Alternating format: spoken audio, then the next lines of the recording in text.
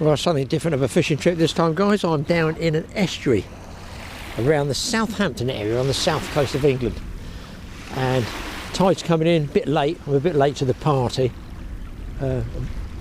Up on the Hamble River, I think this is, up this way. I call it Southampton, maybe it's not Southampton. I don't know where I am really. I just followed some instructions. I don't think I've fished here before. But anyway, I'm going to give it a go. I'm going to try and catch a flounder. I'd say flatfish for people that might not know what it is. And on the south coast years ago, do you know what, when I walk along here, we used to get loads. I'm talking 40 years ago. And when I mean loads, I mean I could go to Hayling beachfront with a friend and we caught, I think, 35 in one session, flounders and dabs.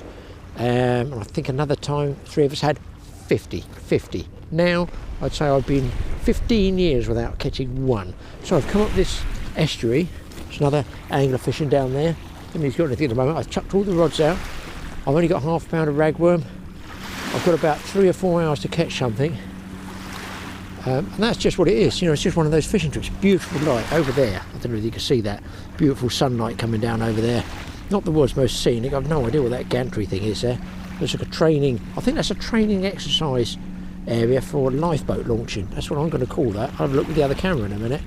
And a big refinery or something over there. I'm not sure that I'm far enough down for Fawley refinery, but here up around the Hamble area it's all Yachtyville.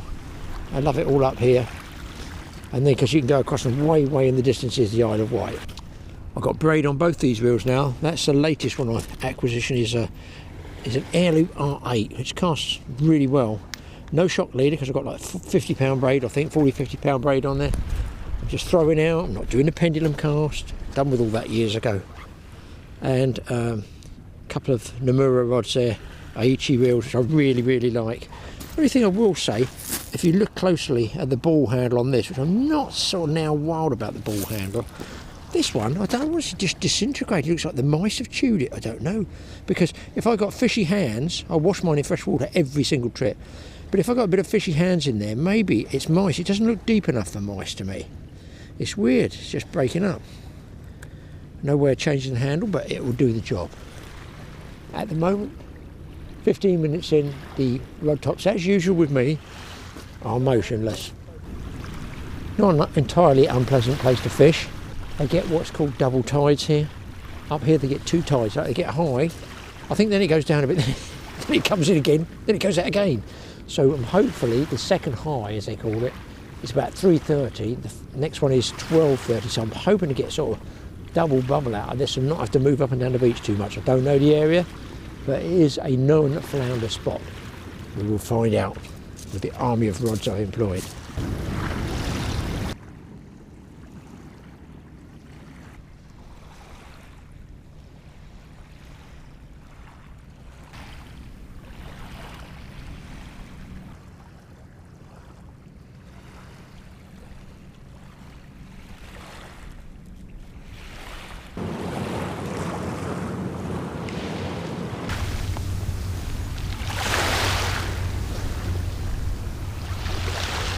Well, you guys will know I'm really into my photography. The light over there is absolutely superb over the Isle of Wight. Really nice light. But I haven't seen any bites, haven't missed any bites. The tide must be at the top now, I think anyway, 12:30. So I feel what they say is going to go down again and then actually come back in again. So we'll see what happens. A little tip you might want to take. I've normally been spare paper, but for beginners, look, these worms, see the paper here? It's starting to get wet. So if you've got 2 sheets, take them out, just roll them gently into the dry paper, then put the wet paper underneath. Otherwise, 2 things can happen. The worms get wet, die, etc. Or they can wear a hole in the paper, go right through, and you lose them on the beach. And you want to look after them, keep them dry, keep them fresh. Don't crush them if you can help it. Just like that. I've got them up on the chair in case a dog comes along and eats them. Just rest something like that on there. In fact, it's a good idea. I'm going to have something to eat now. Pipper, yeah, pipper. I think that one got eaten by Jaws. Pipper. Or was that Pipit? Pipit! Pipit! Keep getting a slack line here because I think I'm going to wheel this one in. Got 4 ounces on it. No fish there. can also have a look. This was the first one that went out. There's no worms. Not good, means a lot of crabs. I don't know what it's like here for snags, I have to say. I don't really need to get busted off. I can feel it snagging in the bottom. Oh, there's Pippa the dog. Right. Oh, I've got a piece of toilet paper, good old piece of Southampton special. Just dropped off, that was lucky.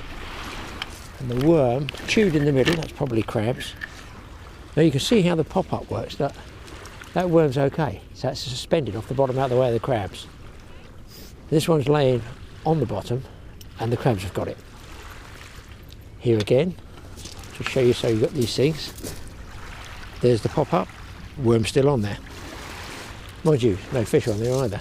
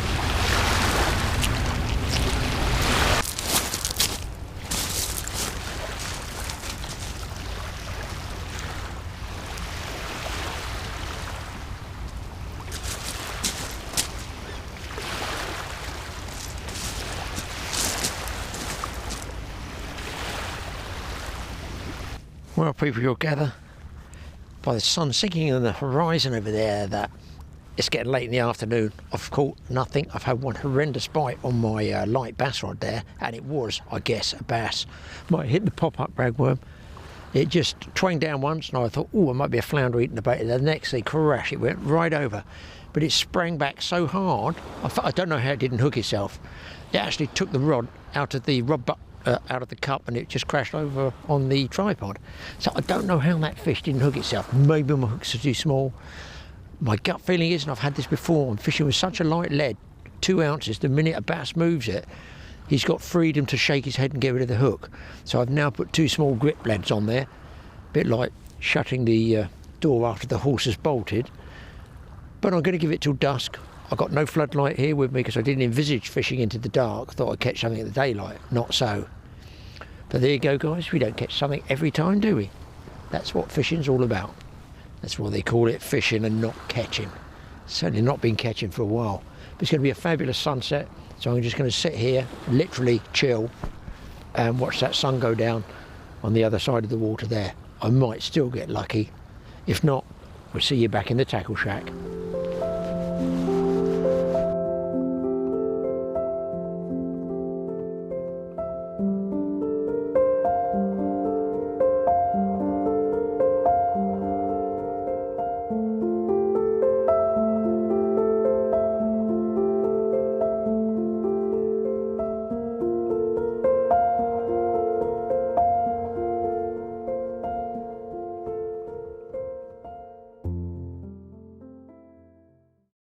Well, guys, back here in the tackle shack, and Mike from TA Outdoors has dropped in. He's been coming up here, I don't know, doing a bit of work on. What have you been working? Well, I've been building this one-man Icelandic style Viking shelter really, like a Viking house again, similar to the one I did with that we did with Dustin, but this is a smaller scale one. Yeah. And the roof's going, the rafters go kind of right down to the ground. They traditionally built their houses with turf, so all the walls would be turf, and then they would because there was not many trees, they didn't use as many trees, so they tended to use a lot of turf over in Iceland. You're not thinking of digging my lawn up high with turf? No. So I've compromised a bit and used kind of basic timber frame and some rafters, and then turf the roof. Hopefully. Well, bit of fun. Check out Mike's films over there on TT Outdoors. If you like all that sort of stuff, nice bit of peace and quiet, not like the manic fishing we have sometimes. And talking of manic fishing, what about manic lures? Because we all know as anglers, there's favourites. So we're talking about the sea anglers. Last time, if you remember, Mike came up with some gear and just ran through some of the perch lures that he uses. This time we're thinking that these sea anglers, maybe small boat guys, inshore fishing, that type of thing. So let's fire our way through. I've even got a decent tackle book, well, sort of decent. So, talk to people through some of the successful lures that we've had. But we've done quite good. So what species are we talking for here? Pollock and bass. Pollock and bass, yeah. So I would say pollock, hands down this. We call it the chubby chunky. It's not called that at all. It's a shad. It's called a something shad. Super shad, that's it, super shad. That, on a slow retrieve on a French boom. Yeah. Slow retrieve, let the lead hit the bottom, because it's generally snaggy and kelp, lots of kelp and weed where we fish. Let the lead hit the bottom, start winding fast for a few turns, otherwise this gets snagged because it's not weedless. And then just slow wind, and it's so satisfying when a pollock takes it and your rod just pulls really slowly. You mustn't strike. You want to go ooh like that, but actually it's just wind them on. It is. Wind it on. Yeah. Because it's just fluttering up the water like that. But that is hands down the best one for. And a good weight. I can't read that. You have to read the weight. That is a 4-inch, 25 grams. Yeah. Now that's to me is the ideal size also for fishing off the shore. I did the bass. I think there's a bass film up there. I can't remember what we called it. When I did catch on one of those in that sort of blue and white colour.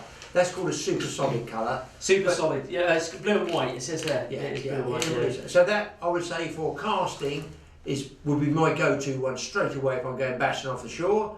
And boat fishing as well, we did really, really good on it. But I suppose overall, bass stroke, small pollock, the killer diller was that is the killer diller. This is just called, it's a solid colour, the sand eels, isn't it? Yeah, 4 inches again, that's funny, that's Ghost 4 inches. White.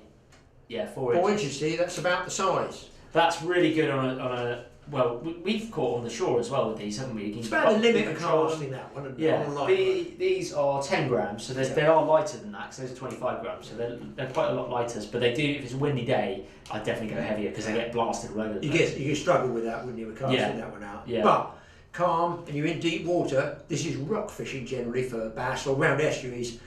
That's really, really good. And we did find just sort of a pearly white or white like that for the bass. I don't know why. People say that fish can't see colours. That's me normally. Well, why do I have my favourite colours? And then also for pollock, when we drifted, we use these things. And these, if they open up. I don't know if you've got I've probably opened it. If not, I've got some here, which is just like a rubber worm.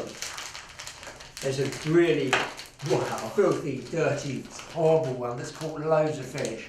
But they call them, I call them like, what do they call them? Flutterworms. They call them flutterworms, I call them like, they've got to have the red tail, like a red, these have a pink tail, these ones. It's like the sort of rig you can do just with the jig head through them. I've got a jig head here. They've got that really supple tail section to them. They're actually probably really good for drop shotting as well, because look at that drop on it.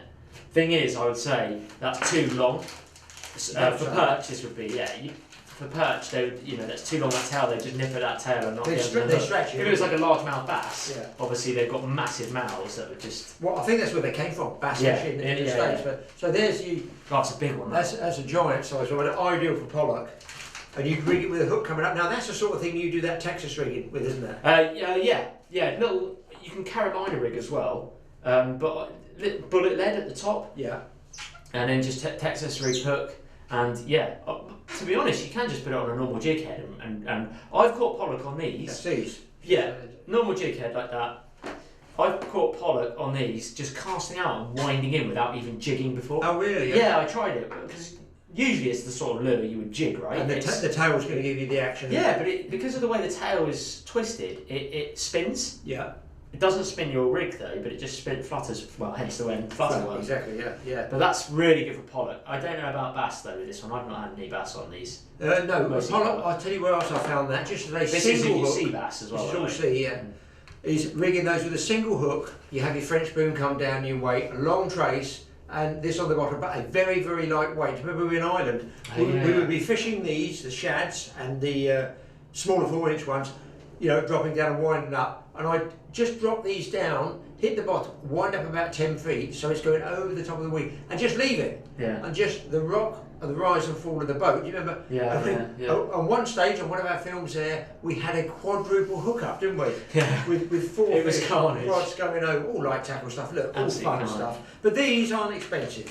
You know, you can buy these in tackle shops. These worms, they're American largemouth bass worms, really. Yeah. But my golly, do they catch? This one actually has a split tail as well. Oh yes, the flutter yeah, one has a kind of split tail, so that's quite unique. That's good. That's good. The other one we do use quite a lot when we're trolling for bass. That's when you know when we pull it. Yes. Just on the surface, no weights at all, and that one is the red gill, which everybody's familiar with. You can hold a couple of red gills up, right?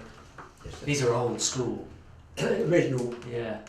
red gills. They have this sort of baffled tail with them, you know, which gives a good scoop and a good wide waggle and throb. So they troll.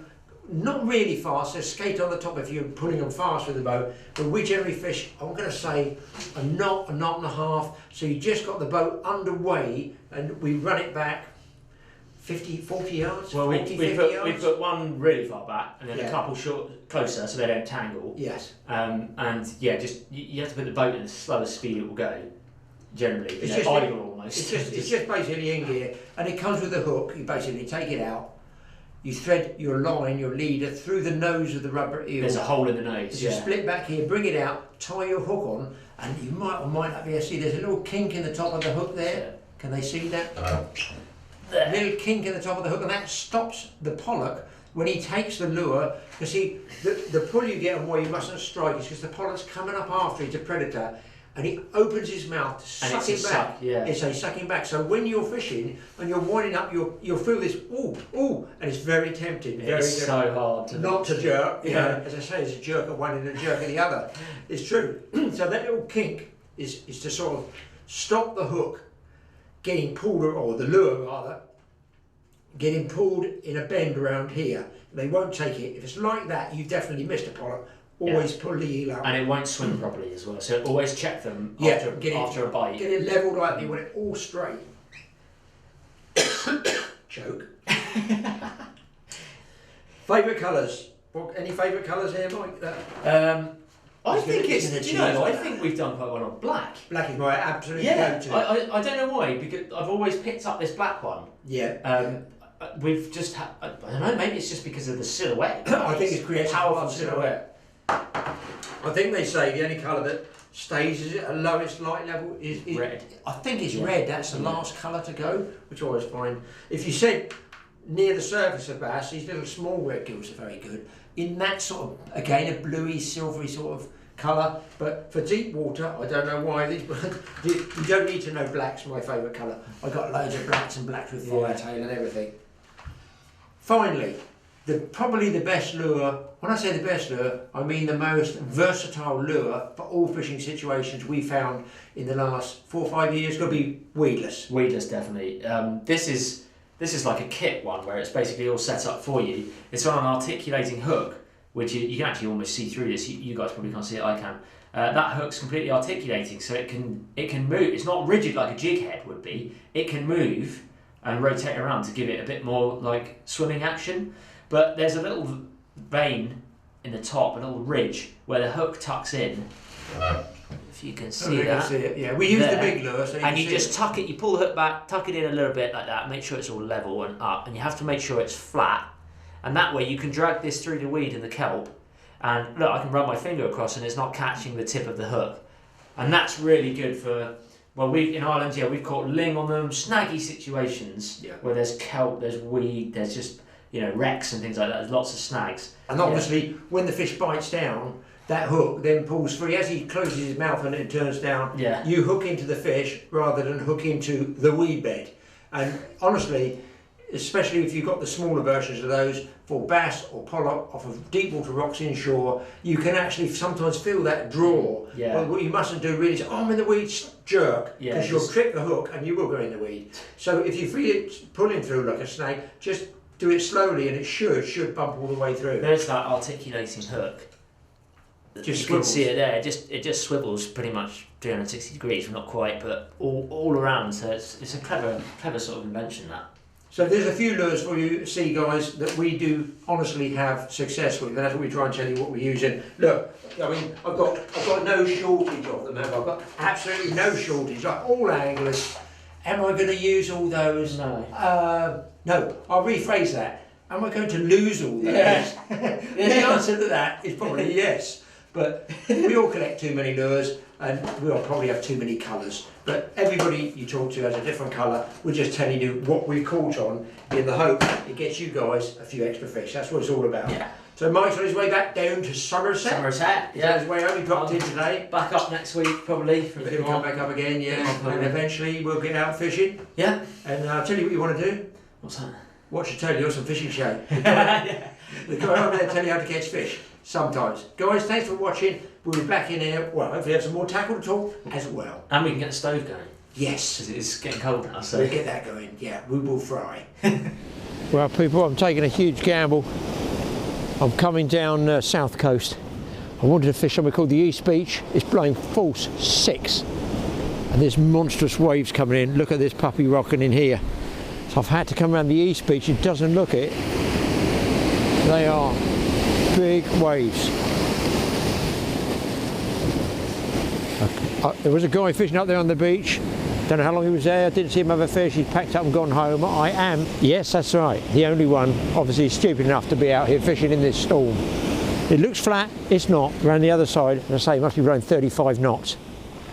Anyway, you can see the tremendous erosion that they get here. I'm not surprised with this lot coming in, because southwest is that way, south is down there, and this is like a peninsula that comes out, and you can check out it's eroded, and they're constantly always trying to. Let's climb over here, I'll show you.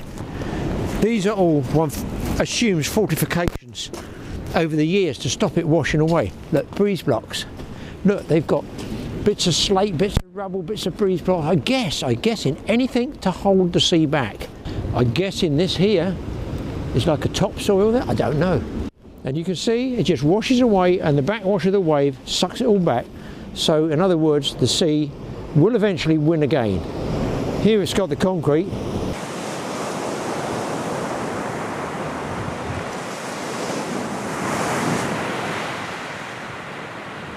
I've also took a gamble and not bothered with daytime fishing, which has been totally useless on my last 2 trips. So I'm doing this one on just 4 hours in the night, 4 till about 7:30. So when it gets dark, I'm wondering if something come out. The only fish I think might show in this might be small bass. Who knows?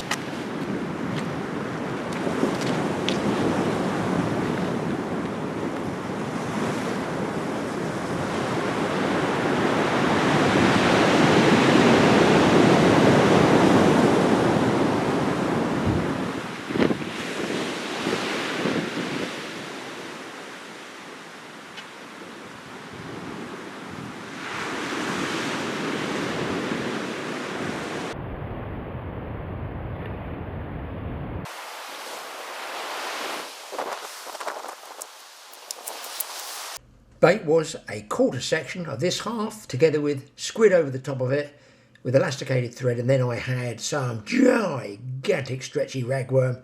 Surely, with a big bundle of ragworm, something on the hook, I must catch a fish.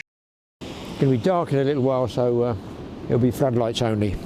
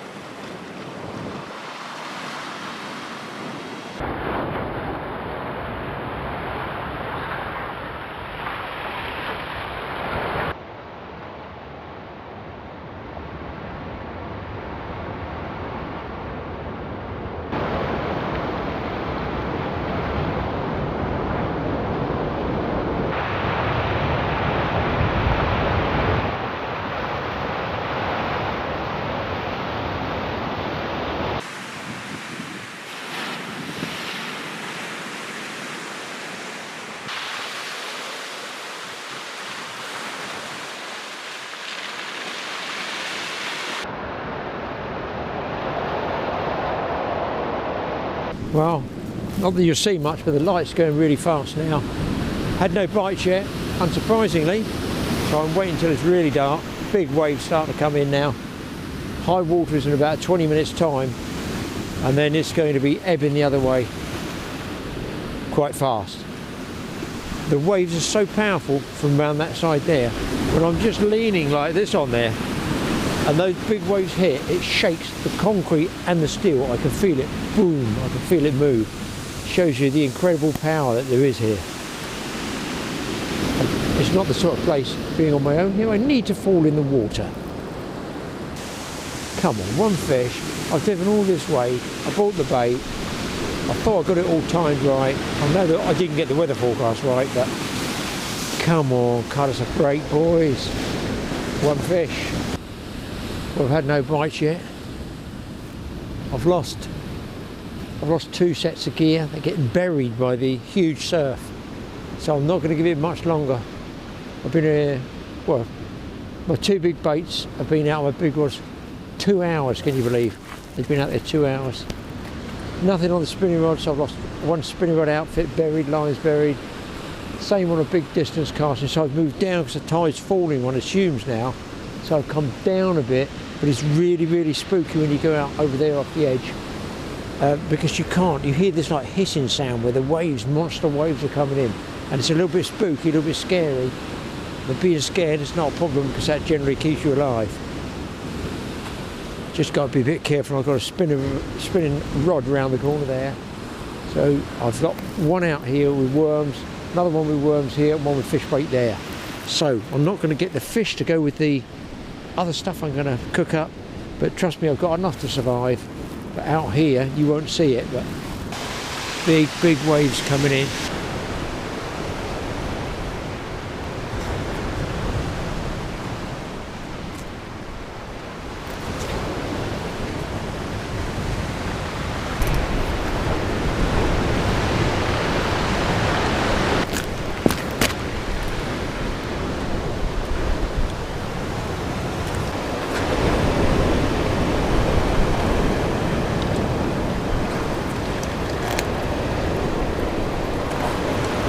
Guys, I've saved the blank. I'm just going to cook up. I can't cook this one. It's just too big to go in the frying pan at the moment. But anyway, I'll take you over there. I'm going to put this light right up in a second and I'll show you. At least I got a fish in the middle of this horrendous storm. I just realised I'm talking to the floodlight, not the camera. I've got him hanging here at the moment, people. If I can get him swung up. Well, here he comes. Don't fall off. And there we go. Oh.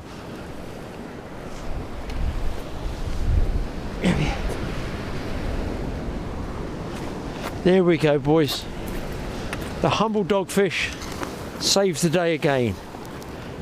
I was going to have fish, but I'm not going to eat this one. I have eaten dogfish. You maybe saw in the film, but that's just on ragworm. Look, there's the ragworm. Hook just pops out. There's the hook. And lay that rod down. And there you can see. Worm, very frisky, lively, doggy. Save the blank. It's lucky he's not like a whiting, a plaice, a flounder, because he would be going in the frying pan, and I'm just about to fire that up. Let's get this guy back. I'm so pleased, don't bite me. I'm so pleased that I haven't actually had a blank. I'm going to try and cook up what would have been fish and prawns, that's right. But I haven't caught the prawns, I brought them with me just in case I didn't catch a fish. I did catch a fish, unfortunately, too big to go in the frying pan. So, what I've got, I'm going to get this lit. I'll put the head cam on, I think that might be easier. Hopefully this is going to get lit, people. It is indeed. I've got it about as sheltered as I'm ever going to get it there. I'm for everlasting losing bait thread and lighters. Get my frying pan. That should shut the heat down a bit. I've got here, just so you know, I'm going to put this down a bit there. Hopefully you guys are going to see all this. It's all very Heath Robinson, but it could work. I've got in here butter and a bit of cooking oil. actually quite a bit of butter. And it's working because it's melted. Into that, I'm going to put some pepper. Just regular ground pepper. Tune that down a little bit, Graeme. There we go, that should be still that pepper. Wait till you see what I've got going on here, boys. This one is a little bit of garlic. Now last time I overcooked the garlic when I did do a fish. And some salt. There's not many people do this, you know. Not cooking like this. Now, you think I'm going to put the fish in there first, so where you're wrong.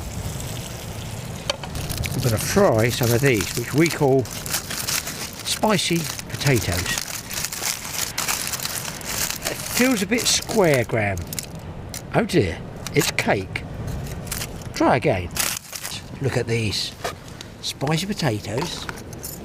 Sort of mojo sauce, I'm calling it. You never want to lose your mojo, boys. They got lovely sort of, it's like a piri-piri sauce on these. And they're very, very nice. Anyway. Clean knife, I'm not using a bait knife. You'll notice. I'm going to get this temperature up again in a minute.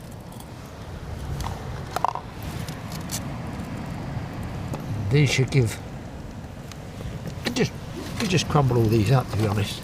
Let's get that up a bit. Thing is, when you're outside like this, the temperature drops at that temperature in there when it's really cold. Let's give them a good coating of all this butter and stuff. And this is something anybody can do on a beach. There's nothing special. If you catch fish, I would have fish in here as well, I can assure you. Yeah, that's away now. Next thing. Head tools. Just chuck those rod tops up there for bites. I see nothing moving. I think we're safe to cook up, boys. I think we're safe to cook. Look at these going now. What would have been nice on this would have been, as well as the prawns and these mojo potatoes, I'm calling them, like Canarian potatoes. I think it would have been nice to have whiting fillet, maybe a piece of plaice, flounder even, or the best of all, pièce de résistance, le dab. Give those a few minutes. I'm just going to check the rods. Yeah, while these are cooking, I'll tell you what happened just now. I'm just watching the rod tops, and I saw a boat go past with a single light. Oh, maybe that's one of those naughty trawlers, inshore trawling, because it's quite late. It's pitch black out there, but it's pretty rough for it. Next thing I know, flare goes up. It's orange. Ah, flares, boats. I have a boat. Flares aren't good, are they? I thought the best thing I'd do is dial 999. Dialed 999. I want an ambulance, police, or fire engine. I said neither. It's a maritime situation, so they put me through to the Coast Guard. It took milliseconds, so I radioed I'm in the boat already. Told the Coast Guard the position, you know, between south and southwest, approximately a mile from Selsey Point. Just told you where I'm fishing. I just told everybody where I'm fishing. Mind you, you can probably smell this mojo sauce and prawns in a minute. Turns out it's the Selsey Bill lifeboat, apparently on manoeuvres. So one single orange, then it fired up 2 parachute flares, and then a white one allegedly. But we had a bit of a word about, are you sure it's orange, sir? I said, well, it's definitely not white, and the next one is orange. So I don't know what the significance of an orange light flare at sea is. All I know is flares at sea are not good. I did my duty and phoned it in.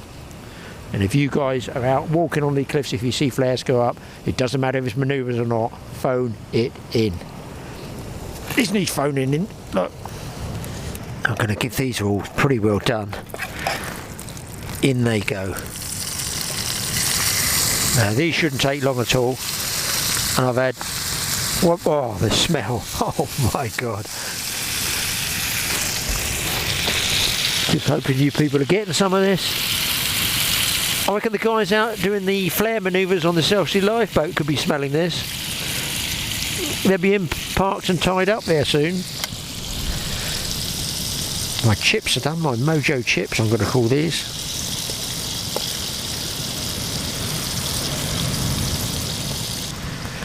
I'm going to sneak one of these chips, people. Try it. See if I can burn my tongue.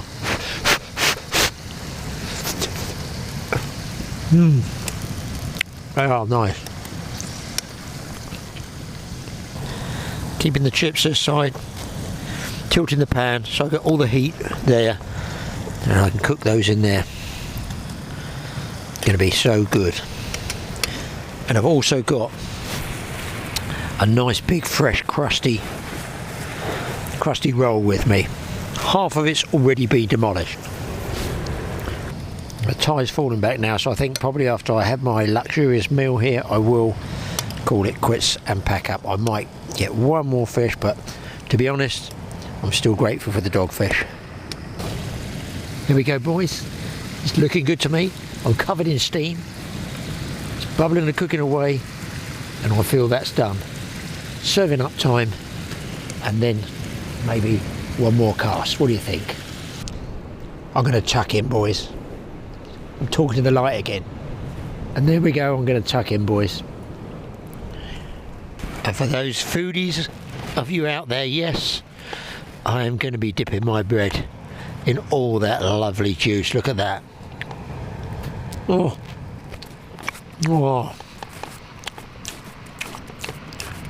Heaven indeed.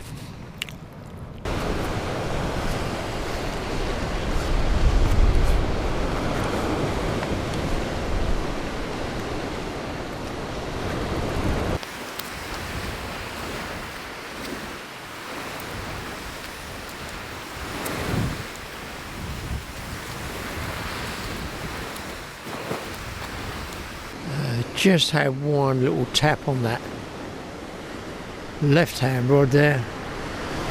I'm getting to the stage of nearly winding in because it's getting colder and colder, and the wind's picking up as well. So people, thanks for watching the Totally Awesome Fishing Show. Don't forget to hit that subscribe button and hit Mike's on TA Outdoors, and we'll see you next time. I'll tell you what, I'll definitely be having those Mojo Canarian type potatoes again. They're even better than the prawns.